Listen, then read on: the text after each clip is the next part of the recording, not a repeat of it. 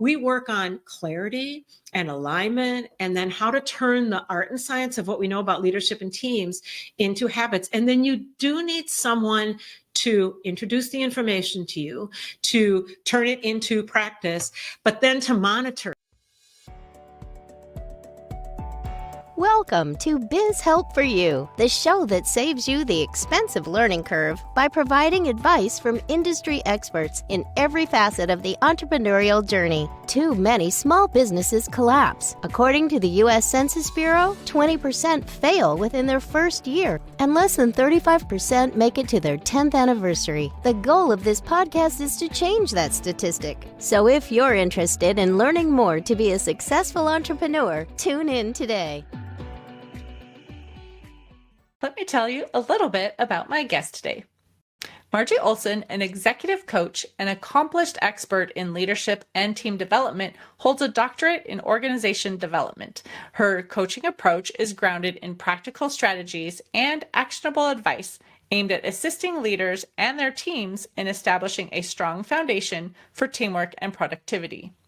Margie has worked with clients spanning various industries, offering her expertise to enhance organizational performance. Margie's focus on fostering cohesiveness and high performance within senior leadership and their teams ultimately leads to enhanced performance within their respective organizations.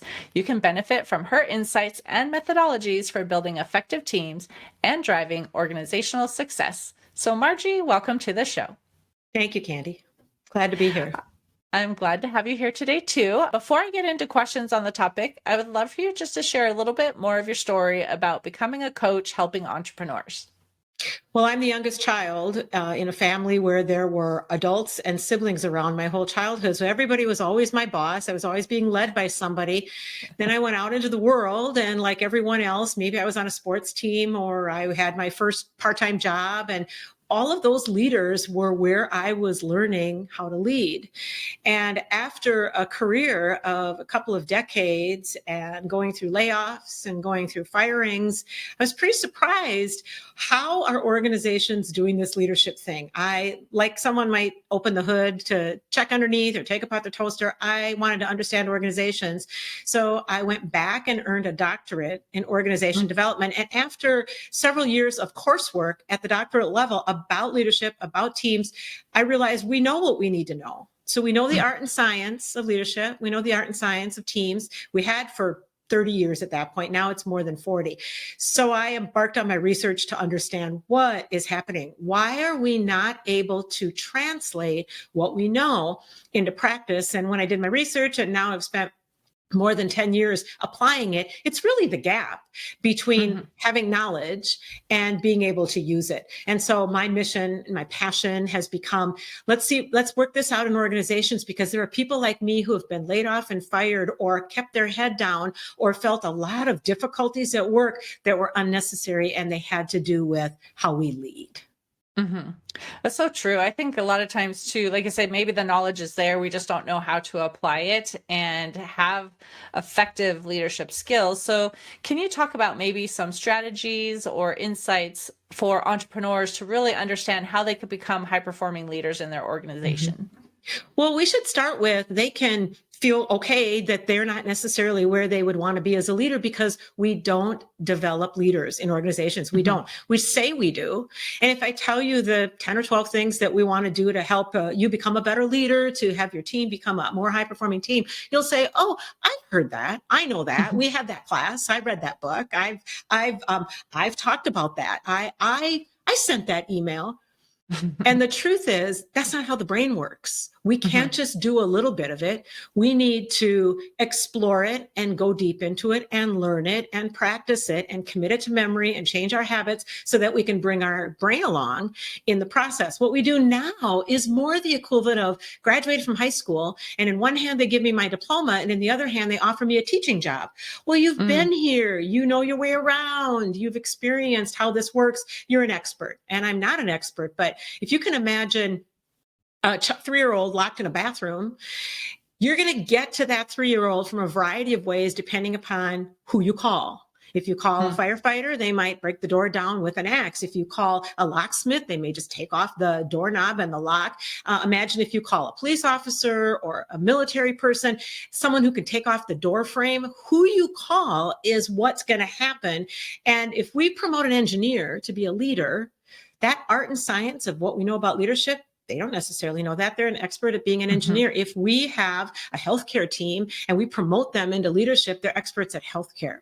And so what I have found, number one, is the short list of what we absolutely need to have in place to be a high-performing leader and a high-performing team. And that has to do, and this is very old, settled research and practice, that has to do with being really clear and being really methodical about and over communicating, what are we doing here? So if I'm the leader, what are my goals? And not 27 and not 16. What are the 3 to 5 main reasons why we're here? And if you're my team, then what is each of your parts? And if you're a leadership team reporting to me and you each have your own team, are they clear about what my goals are? So clarity is probably the least strategic aspect of companies right now. And it's their greatest opportunity to compete, to win, to serve customers and clients the way they want to. Clarity all over the place. But what happens is I go into an organization and interview people. They might have 4 or 5 different stories about what they're doing on the team, and the team is a small team, and maybe the team is really spends a lot of time together, but they don't realize what's inside each other's heads. So we have very specific methods for getting at clarity, but clarity is your greatest strategy. And then once you have clarity, are the boats rowing in the same direction? And so we find many leaders don't even realize that some of their problems that they discuss, the complaints, the gossiping, the lack of meeting budgets, the lack of meeting schedules, they don't even realize that if they pulled their group and really did a little deep dive, they would find out the boats are going in different directions. They're heading off, and they either don't realize it, or they're trying to survive, or they actually just don't agree. I'm going to do this thing over here. I'm good at this. And so a leader needs to have clarity and is over communicating it. And then they need to have their boats rowing in the same direction, in the direction of their goals. And then finally, the way that I coach and the way we work, when you think about learning and you think about the way we add knowledge to our memory, and then we turn that into habits, all of that is what's required to make these changes. And for most people, if I laid out to you how to change immediately today to have better meetings, everybody needs better meetings. Everything I say, you'll say, oh, I have heard of that. Or we did that class. You know, they'll say, we tried that. That didn't work. Actually, what happens is if our habits are the way we live most of our day, and that's what we have found out, James Clear, we don't rise to the level of our goals in Atomic Habits. We fall to the level of our habits. Everything a leader does every day is a habit. It seems weird. We think about habits going to the gym. We think about habits the way we have a communication with somebody in our life. We forget that 99.9% of everything we're doing every day is autopilot. That's just the way our brain is designed to keep us alive and be available for survival. So all those meetings that you're having, you're doing them the way you learned them, those habits. The way that you talk to your direct reports, those are habits. The way that you learned how to do that, what might have been that 22-year-old at McDonald's. And that's where you learned your leadership from. And so we work on clarity and alignment, and then how to turn the art and science of what we know about leadership and teams into habits. And then you do need someone to introduce the information to you, to turn it into practice, but then to monitor. So most people, when they make big changes like these, even though they want them, they want to get rid of the pain of being burnt out. They want to get rid of the pain of feeling like they're teaching 5-year-olds to be the leadership team that they are. They want to have a high-performing team of experts that is leading their teams like a high-performing leader.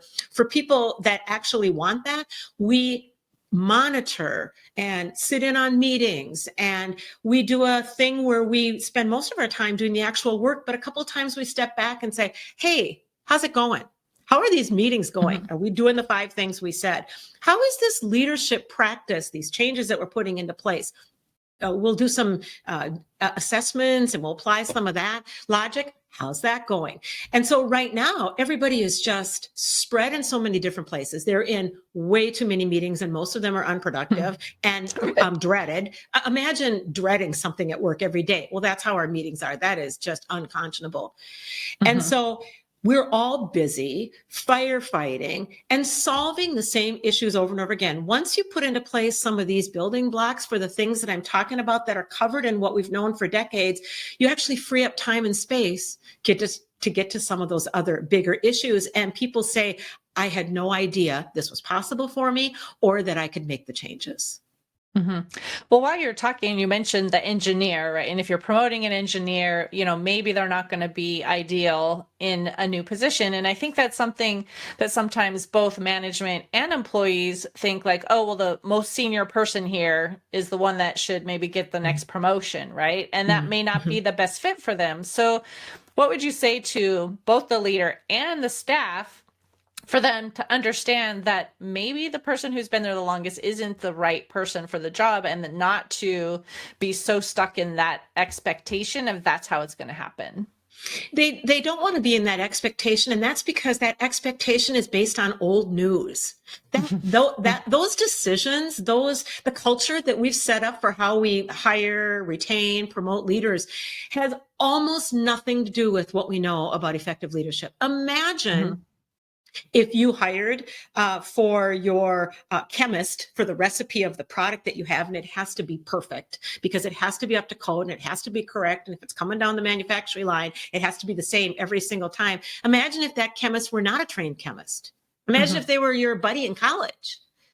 Or they were just somebody that was in the marketing department, but they've been here for decades and they know their way around. Or imagine you need the legal part of your business to be sound, and you don't insist on someone who's been to law school and or passed the bar and or works in your industry, has some experience in your industry. So we insist on the experts in most of the areas of our companies, but we inherited cultures that say, oh, leaders, we can do that. It'll be fine. And then we create an onboarding program and we create a leadership development program, and it doesn't hit the mark. It doesn't do all those things. So when a leader says, well, it better be someone senior or I'm going to lose them, your talent strategy gets a little confused with your leadership strategy. I recommend instead be well-versed in what we know leaders need to be able to do the job effectively, and then put in place a structure to be able to create that. And put in place coaching, consulting, external observation, practice. This doesn't happen in 2 weeks. You're changing brain habits. How quickly did you make it to the gym when you finally got to the point where you want to really turn around that old habit? These things take time. What's wonderful is in this process, the leaders develop anyway. Part of their lack of development is they're hunkered down and they're afraid to admit, I don't really know what I should be doing right now. So they kind of hide, and that's a pushing pause on the development. So I would say, I would worry less about, is it an extroverted person or an introverted person? Is it a person who's been in your company before? Is it someone who has a lot of experience and knowledge in your industry? And be really clear about what your goals are. And then when you fill this role of this leader, and the leader has a team, what is their place? Where do they fit into those goals? And then roll out a plan to educate them, support them, and reinforce so that they can make these changes. When you do that, you've solved 95% of the leadership development challenges that we have right now. And most people aren't aware that the thing they're doing for leadership development isn't helping. They're spending money. They're spending all this money on performance management. We know now that's not helping performance management. So we at least have experience knowing that just because we've done a lot of the same thing or spent a lot of money on it does not mean it's really what we need. So I would recommend that you be really clear about your goals, make sure why you're hiring this leader, and then what things would you say are important, but then what structure and processes and systems and support do you have in place to lead them from this point to the future state where they're an effective leader and have a high-performing team? So you were just talking about, like hiring someone to put into leadership now, but can you also talk about maybe identifying staff members and their skills and how to develop them to maybe be able to take over a leadership position as well in the future? Well, and again, we're level setting that everyone has to be clear about their goals. If you're in an organization and there's a lot of chaos and there's a lack of collaboration and you can just feel or know that the boats are going in different directions, it means that you're in silos, and silos happen when there's not clarity, when people aren't on the same page, and they're not on the same page because sending them one email is not enough. There has to be just a lot of, I would say that if I were going to manage the performance or, assess the performance of a leader, I would want to know, how do their people think they fit into where the leader's supposed to go? And if this leader is not at the top of the company, how does this leader's goals fit into what I'm supposed to be doing? That clarity, that alignment can be all over the organization, and it needs to be. And so once you have that, the things we look for in leaders are, number one, self-awareness.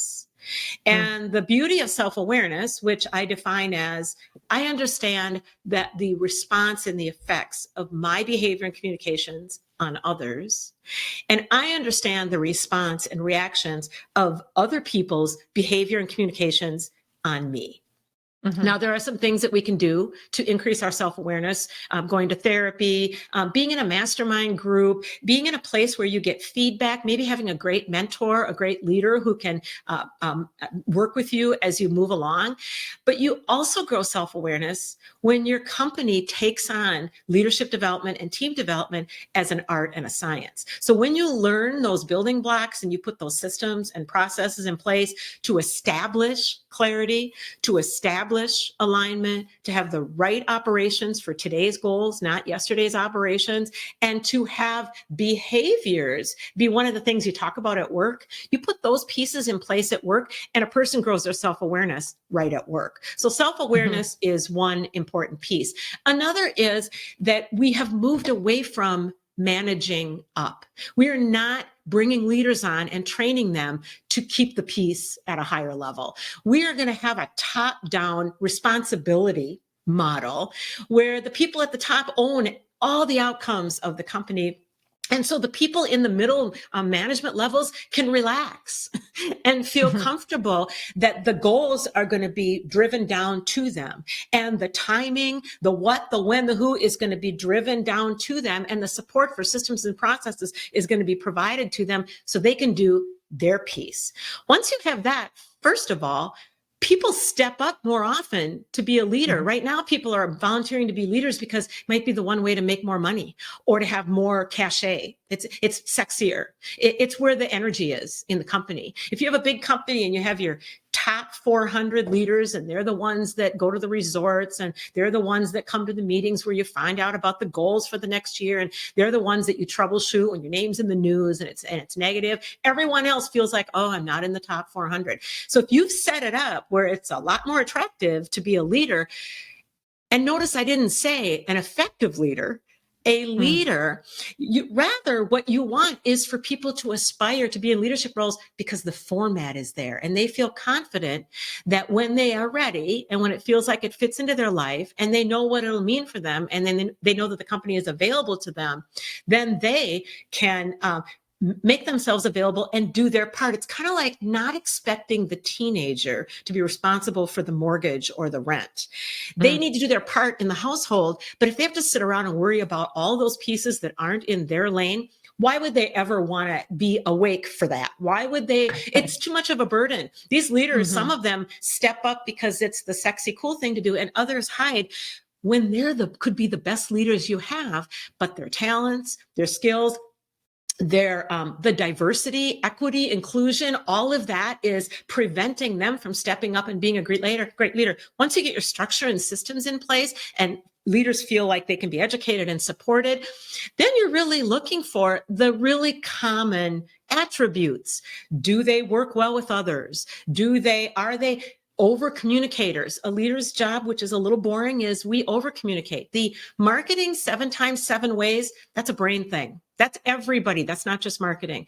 If you're telling me something is going to change, we're going to relocate, move to a new location. I get an email about that, or I hear about it over the water cooler or in one Zoom meeting. My brain goes, what? That's okay. Well, let's not worry about that. And it goes back to business. 99.9% of, autopilot.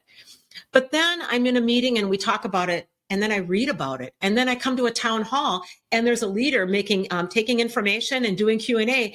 Now my brain leads in. Now I can start to incorporate it into my brain processes, into my memory, and I can start thinking about it in ways that make the most of my skills and my creativity. That's the kind of thing that we want leaders who are good at that and recognize that and appreciate human anatomy. And so over communicating can seem boring, redundant. It's actually one of a leader's greatest friends. You get used to that and it starts to help you win with people and with outcomes, and it becomes a better habit. Mm-hmm. So when you're talking about that too and saying it, over and over again, I think that also will help people feel a little bit more confident as things are going through potential changes. But we know that some people are always excited about changes and some people dread, changes too. So can you maybe talk about how to lead when there are situations that are maybe uncertain, they know they want to kind of go somewhere, but they're not sure how they're going to get there yet versus we just have this plan and this is what we're going to achieve? So the beauty of getting what I'm talking about in place is it really does free up time and space to have better conversations. And one of the first things I do with clients is fix their meetings. Your meetings are not in your favor right now. You should be able to have unplanned conversations that are strategic in nature. And people aren't doing that right now because they're fighting fires and solving the same problem over and over and over again. And they're not hearing from certain people because those people have given up. Or those people, they're not the ones that get the attention. They don't look like they're the smart ones or the capable ones, or the habit is not there for you to hear from them. You put some of these systems and process in place, all of a sudden you're hearing from more styles. You're hearing from people that you haven't been hearing from before, and they have a lot to share and can solve some of that. The reality for change management, if you have some big change, you're going to have, there's a lot of science about that. We know a lot about that. That's settled research for a long time. You just need about 30% of the folks to be prepared in the ways that you can use what we know about change management, and everybody else comes along. You don't have to make people happy. When I'm working with companies, I don't even say you need a resistance management plan. These people are not waking up in the mornings saying, today I'm going to resist. Their brains are resisting because they've not been engaged in the way that brains operate. And so you have some of your people who are talented and creative at this. Once you know that, and once you've solved some problems finally and put out some fires finally, those people can help you. And then it's really a matter of, this is where over communication helps, and honesty. Once you get to the point where, so one of the pillars of this kind of leadership is it's an honesty place. It's an honesty space. You are not high performing if you're being political. You're not you're not getting to where you need to go with clients and processes and team members if you're playing a game, or you're withholding information, or you're concentrating the information at the top. You need to concentrate the responsibility at the top. You need to communicate what you know so far. And when you don't know, if it's the kind of thing that doesn't help to say, I don't know, don't say that. But you can say, we don't have this part of the plan worked out. And also, the more you engage people, the more you can get what they have to offer. But people do not need to be happy. They're not getting up in the morning saying, oh, I'm not happy in this job, so here I go. No, they need to be productive. We are hardwired to succeed. We are hardwired to grow. We are hardwired to produce. Tap into that. But the way we've been doing it now, if leaders don't know how to lead, they're kind of treating people in ways that are so unhelpful. I've had the most toxic bosses, the most toxic environments. And I would look around and think, does anybody know that this is happening? No, they actually don't. And they should. They're not set up for that. But once you start toning that down and you start ratcheting up honest, open communications, and you have time to have real conversations where you don't know the answers, you can engage each other to get to some of the answers. Pretty soon, there are fewer people in that resistance or don't want to change category, and just a lot more people that begin to trust that they're in good hands with the leaders who are leading this change. So it's a little counterintuitive. On the one hand, our brains hate change. So they are going to avoid it at all costs. And in the other, we have evolved to be highly adaptable, highly adaptable, but we have to do it in the way that works for the brain and not do it opposite of that. If a leader thinks they can send one email, the brain is just laughing at them. And then it feels so much better as a leader when you know you're leading a change and you kind of are organized. You've got some structure in place. Yes, change is hard. Everybody's going to go through something. The last thing I will say about that is the piece that's usually missing for most organization anyway, is that they're not talking about behaviors throughout their day. So you have a human coming in the door or coming in the virtual door, and you're not talking about behaviors. Well, they're behaving all day long. So if you want to have better strategy, or you want to have tighter budgets, you want to meet more goals, if you're not talking about behaviors, then you're treating the people like they're technology or furniture or some sort of an object on the line or some sort of a concept or an idea. Nope, they're people and they behave. And so one of the first things we add once we fix people's meetings and get people to be rowing in the same direction and develop some cohesion is we begin having appropriate conversations about behaviors. Now, you don't start that way. And so, for example, we don't go after trust as a first step when we're building better systems and processes and leadership. We don't go after collaboration. We do it in a methodical way so people can learn it where the art and science is going. And then trust is an outcome. Trust develops without us saying, let's go get some trust, or collaboration is an outcome. And so the people that are engaging in this start to normalize talking about behavior.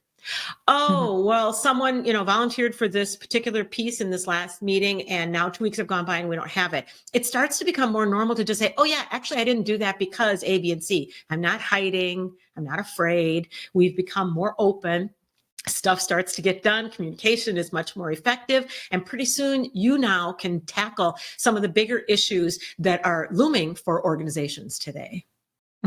Well, one thing that you said that I thought was intriguing, because you don't really hear this, is when you're saying employees don't have to be happy, they have to be productive, right? And I think as managers, as leaders, we think like we want our employees to enjoy their work and do what we have to make sure they're enjoying it, right, and being happy. So it's interesting that you said that. So well, and enjoyment can come out of just the day-to-day interactions with people. People are naturally social, but it doesn't feel good, and I'm not happy if it's disorganized, if it's toxic, if it is I know that our team is over here rowing in this direction, everybody else is over there, or if senior leadership is not clear. It is really hard to be happy in that environment. And unfortunately, the people that are sort of happy in that environment are the low performers.